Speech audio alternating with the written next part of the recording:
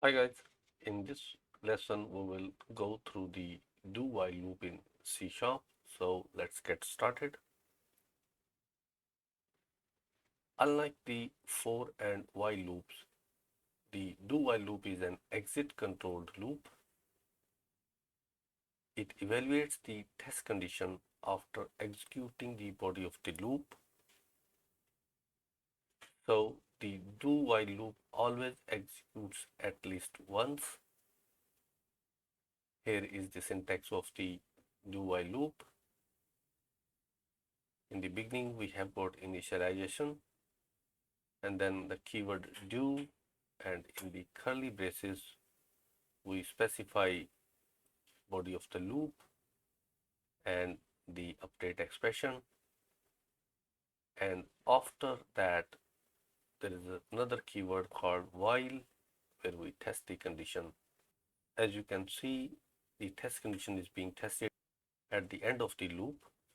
So this loop will always execute at least once. So let us see an example of the do while loop. I already created a console application and named it as do while loop. So in our demo program, what we have done is we have defined a car type variable character whose initial value is capital letter A, and then we have got this reserved word do, and in the curly braces we display the value of character followed by a space, and then we increment the value of character by 1, and in the while specify a condition character is less than equal to z. So what it should do is it should display the value of character until it is less than or equal to z. And finally we have got this console.read key.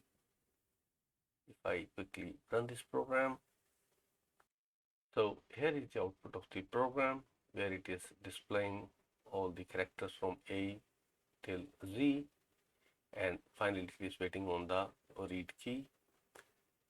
There are a number of variations in the do while, just like the for and while loop.